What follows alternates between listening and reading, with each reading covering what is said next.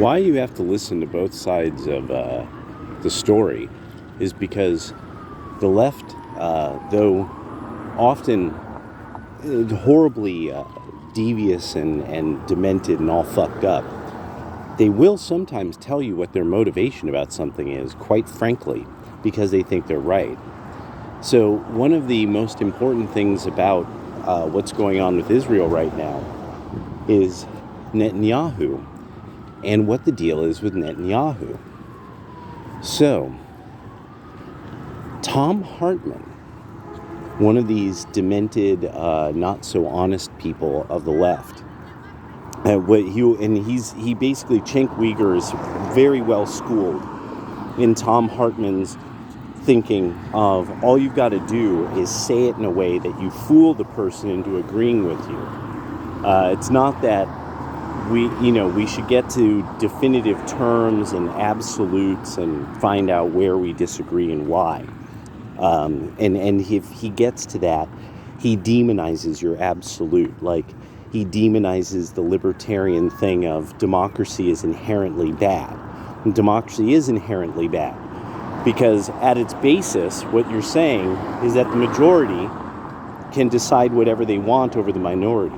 Our system is quite specifically not built like that because if it was, there would be no Catholic Americans, and Black Americans and Native Americans probably would be still kept in like very, very confined areas and in small numbers.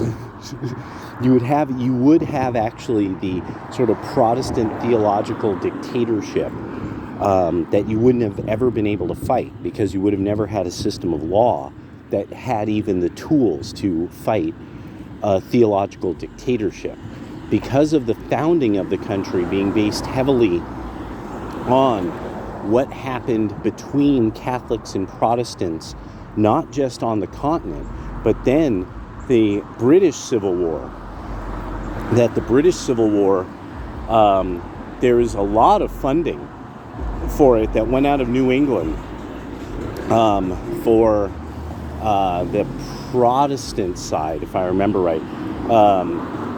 Oh my gosh, somebody's got to remember, if there was basically colonials funding Cromwell, I'm forgetting if it was they were funding Cromwell or they were fighting the Roundheads. Oh God, I'd have to look it up again. Oh, I'm getting old, my mind, it doesn't remember all the wars. No, but so, all the wars I was never in. But so, that's also where we get our concept of the free press from, because there was basically people printing tracts that were non-theological tracts, and they were about the politics in Britain. And also they would publish tracts that would mock various, because the New England area is the area that was political, not the other colonies. The other colonies, what people would do is they would just move away because there was so much space still. So in up until you get to like, what was it? I think it's really about the 1780s or the 1790s. Like, that's where you get kind of the crowded early former colonial era, the 1790s. That it's crowded, quote unquote. I mean, crowded, you know. But so that's why you end up getting like the sort of this milieu that you get the Yankee tradition, the New England tradition of writing political tracts. This was just simply not an American concept for most of America in the earliest days. In the earliest days, like say an example is Jefferson talking about trying to get to Philadelphia from Virginia, saying these people build no bridges. They had to ford every river that they came across. Well, why? Because they have no reason to make it easier for people to get to them. This is just not a concept. Like, I want people to visit me. I want people to come to our village. Like, that's just not a concept at that time in Virginia. So, I was thinking about then, okay, so Tom Hartman, he would bring things up about the early period of the country that were really, really good. But then he would twist it because he's a leftist and a scrawny, and so because he's a weak man, he has to twist things. So he's always being bullied by jockos, and richos, and so but one of the things that he brought up about Israel was that Netanyahu has this white paper, and this was a key part of him starting like powerfully in his political career, is that he opposed labor Zionism. So it's been many, many years since I read to you guys the Wikipedia entry on labor Zionism.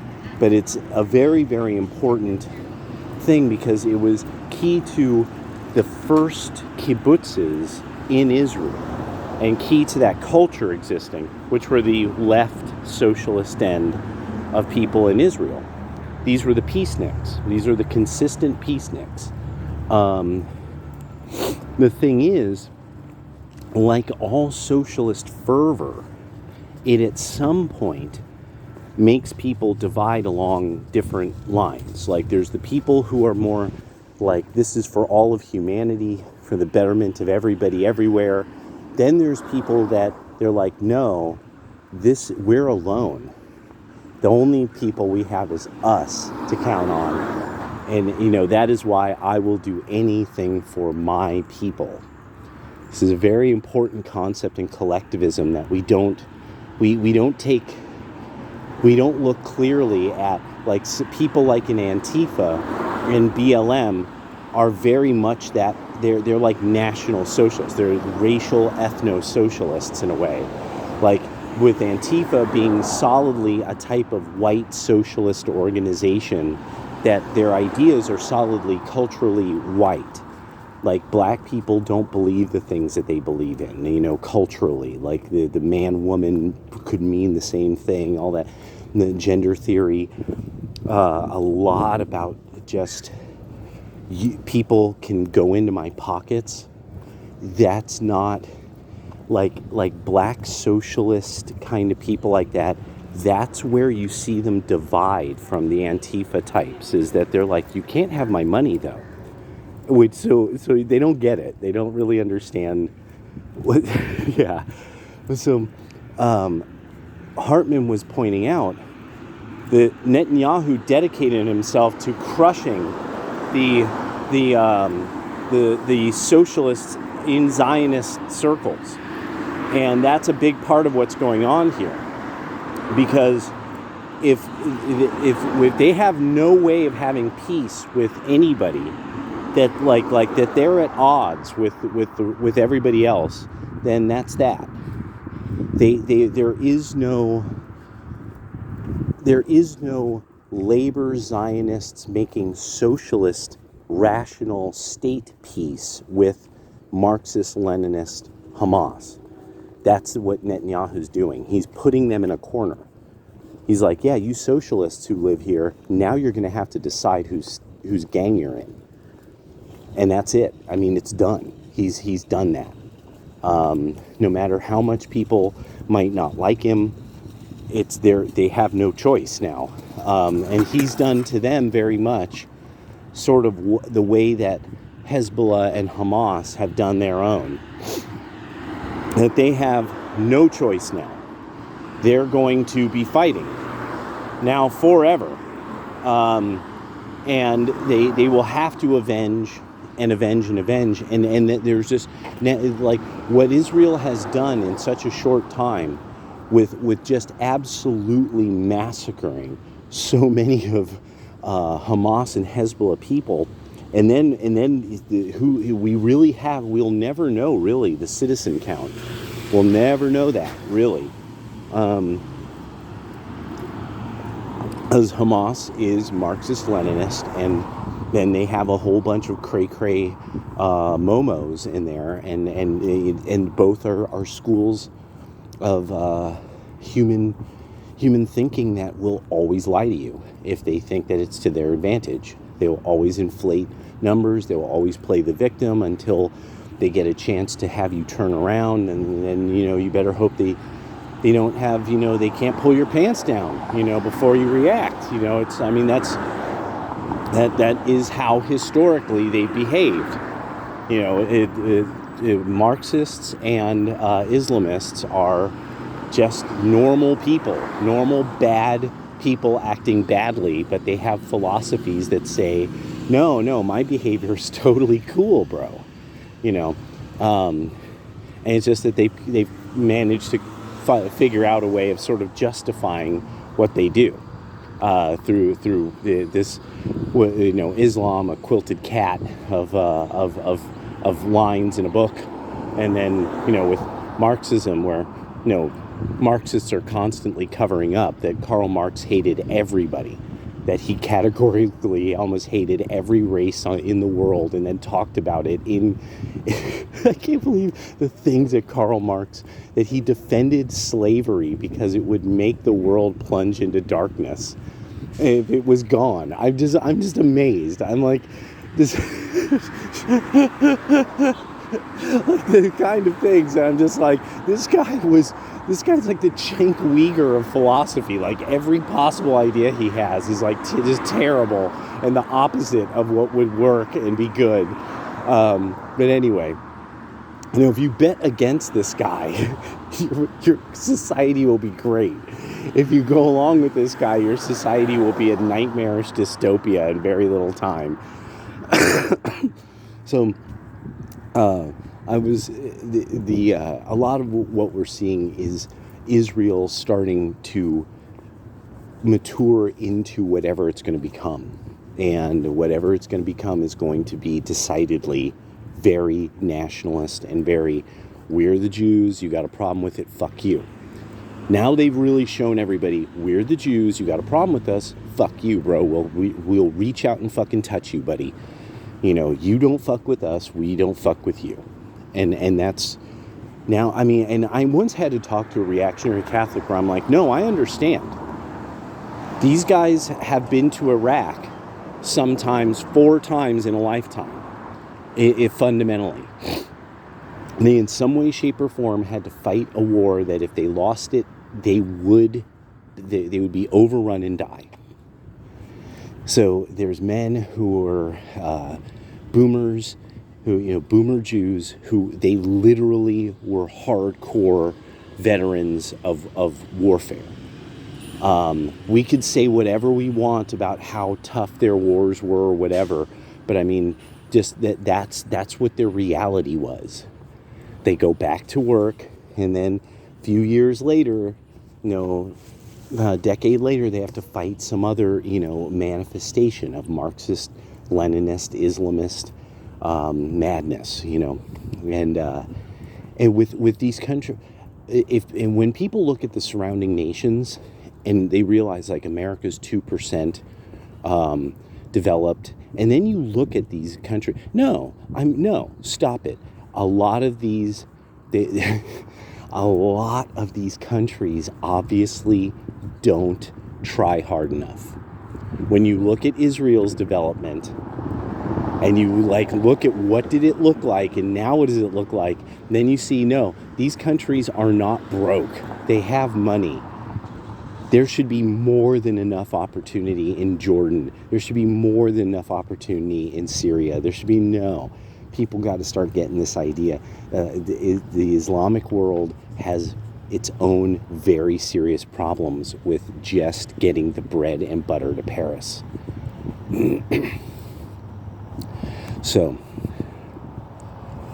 Asmongold brought up something. He apparently found out about the male work problem and how men aren't working. And it was interesting because he got in and he's like, yeah, people could, yes, you could retire at 45 if you get into the trades at 25.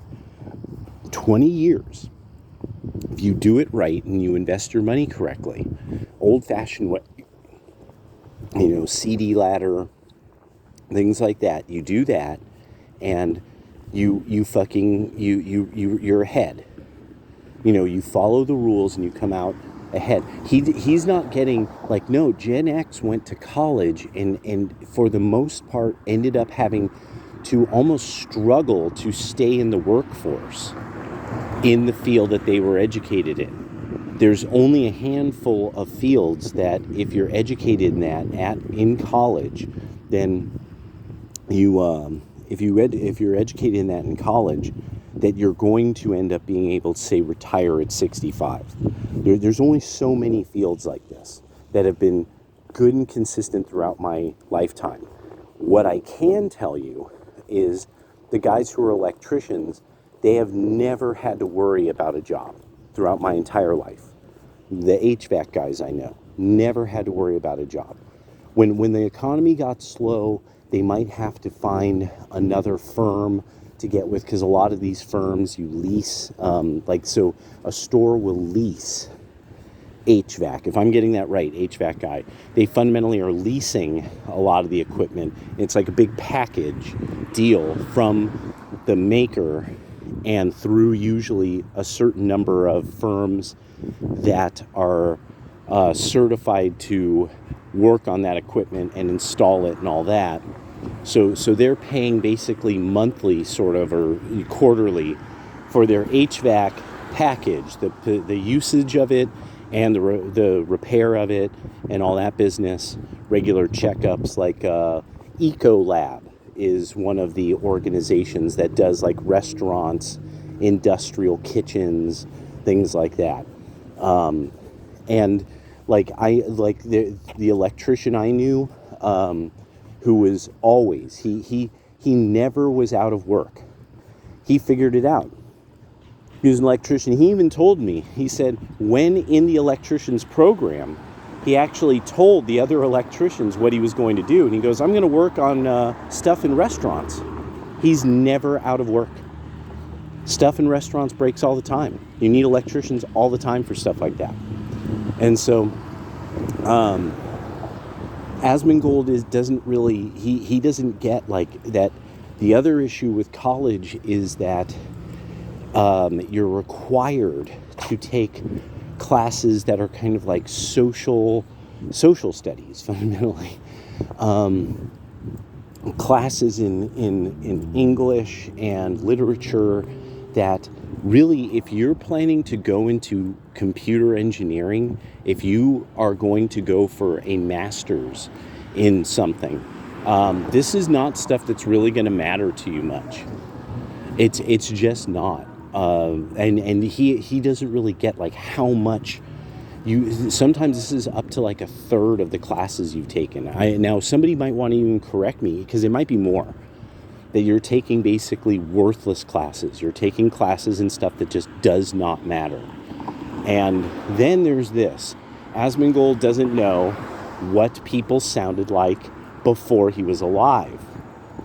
He doesn't understand, like, no, people sounded smarter, bro. Conversations when I was young, people sounded more intelligent. People read for much longer amounts of time. There was much more reading.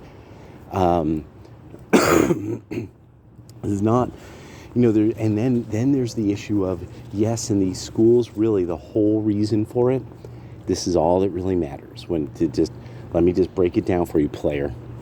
This is a luxury brand. It's a bag. It's a luxury bag. Who uses luxury bags? Effeminate men who want to look like something that they're not, and women. That's all it is. It's just a luxury bag.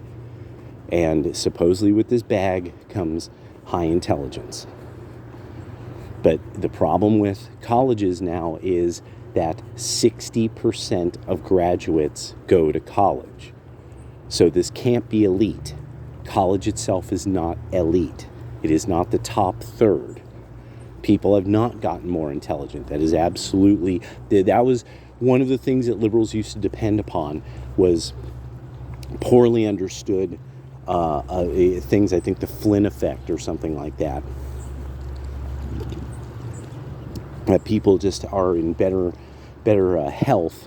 Just want to show you guys this side of the slough. I came back around.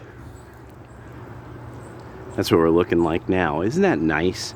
Isn't this just beautiful? Now the rest of it really is like it looks like it's a slower crawl. I would imagine that they're doing a lot of planning, because that's going to tie up traffic in a very interesting way. So yeah, there's a lot of planning that they're going to have to do down at that end for the logistics of it. But yeah, I just thought I'd point that out. So what's going on with it? Looking beautiful, looking great. Oregon Earthworks. That's what I'm going to call them from now on. Oregon Earthworks, the Terra workers. The Terranian engineering experts of Oregon. I always love like walking along here and seeing like the birds like fighting with each other. They fight. Angry birds. I want to like think that they're like frolicking and playing with each other, but you know, then when somebody like did a thing like this is actually what is like going on with birds, and I'm like, oh god. Like if they were huge they would be much more terrifying, but because they're so small this is like really cute. It was like yes, that's that's a terrible thing to think about, but anyway. Was it Sylvester and Tweety? There we go. Tweety, when Monster Tweety, when Tweety took the Jekyll and Hyde thing. I still remember that. That was great. Okay, so anyway, Mr. Tweety. So Mr. Tweet. There we go. There's Tweety and then Mr. Tweet. Dr. Tweety and Mr. Tweet.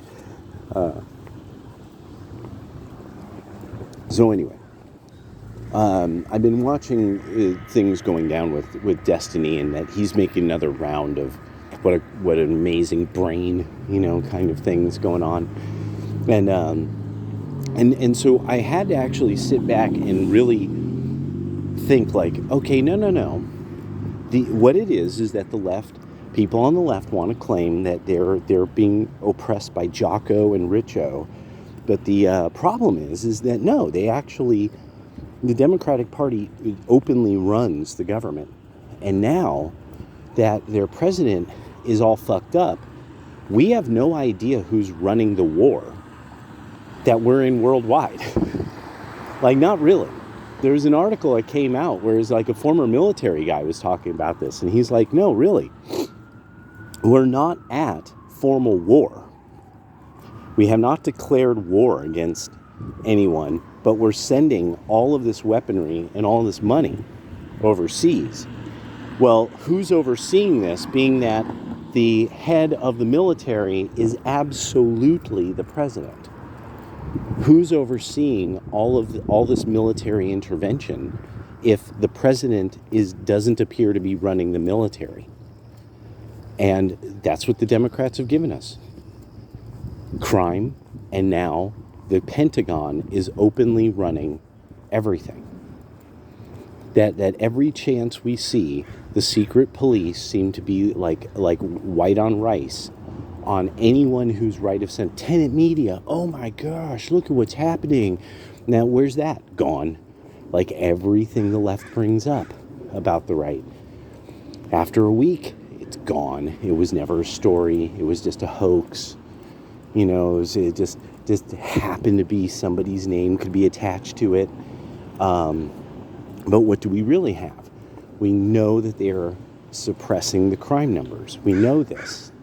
What they're doing is they're actually making sure people do not get prosecuted for the level of crime that they are. They are actually doing things so that these people don't go into lockup.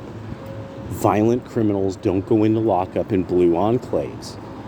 And so now the beautiful part is they've also failed massively in the education field. Now Washington is competing with Alabama. Oregon and Washington and California are now in competition with Alabama as far as education goes, which I just love that. I love how self-righteous West Coast liberals are, but what the data shows is that they're actually living on what now is turning out to be an incredibly kind of complicated way that everybody's making money on front-running the Fed in the stock market, and that's its own interesting That's its own interesting article that popped up on Zero Hedge today. But, I mean, just think of this immense compounding failure. It's like a Dagwood sandwich of Democratic Party failure. That it's, their mascots are being annihilated through their own policies and their own failures. They can't keep their own constituents safe. And in fact, they are refusing to keep their constituents safe. Then beyond that, in refusing to keep their constituents safe now, they're losing a huge portion of the tax base of their states. And there's no way back from that one. They're literally going to have to win the presidency just so that they can extract money from everyone else in the country to give it to Democratic enclaves so that these people could then burn it, as we keep finding out they did with COVID money. Another issue that's come up over and over and over again is how badly COVID money was spent, specifically in blue enclaves, that this is sort of was seen as a way of just kind of having a big pot of money to kind of just go into and do whatever you wanted with. Then there's the issue of, okay, so if things aren't necessarily good in those parts of the country, then, well, what's going on with their housing prices? Well, the housing prices can't go down, because if they do, they won't have the tax base. The land is not valuable. The house isn't valuable. So they would have to then reevaluate all that. And that's even come up now in news stories, that there's sort of this whole realm of sort of fraudulent evaluation of land. And it's very, very important for Democratic enclaves to do this, because otherwise they wouldn't be able to borrow and provide amenities. And because the whole idea, of course, is not that you have really a stable, long-lasting human settlement of some sort. Their idea is we need to attract more marks. This is key, like in a place like Eugene, Oregon, in a way, that we need to attract people to the university because the university is just an endless cash cow. When, as I said before, it is a luxury bag. It's a luxury item. It's a certain class and upward that can afford it. You see all over, more pronounced than it's been in easily a decade. And like, this is something I could see, is the workers are one class, the students are another. And it's very clear now.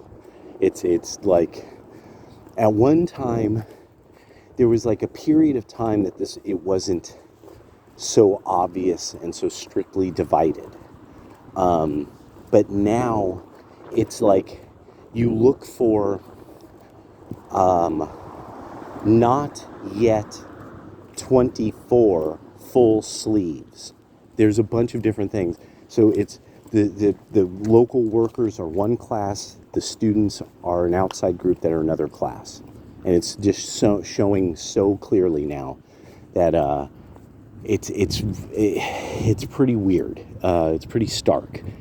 And so it gives you this idea of it's ski season. Now the Richies with their money show up. It's all, yeah, and it has that to it. Then there's the people who they went to a diploma mill, so they end up in the mill town forever. And so there's that aspect too that I'm starting to see. And they don't want to. They don't want to be in the mill town forever. They went to school to do big things, but they don't realize, like, that kind of big thing, that's just not happening the way it used to. That kind of opportunity, just the boomers are killing that through regulation. And if you don't want to accept it, you don't have to. All you got to do is just live with it. And we could be doing more and more creatively, and we could be a much more interesting nation, but we don't want to be, because that would upset things. Yeah, that would upset things. That would throw things off. People would get all, this cryptocurrency. This is the way that rich people hide their money. And hide their money from whom? From us. Because we're supposed to get it or something. So, we'll see how it ends up going, but it's looking like this coming collapse will be bad. It'll be bad. Things will be terrible. It'll get much worse. That's what the numbers are showing. Things are going to get much worse. We got pretty much one opportunity to stick it to the Pentagon and the banking industry, and then then this intro to the game is over. We have to really play.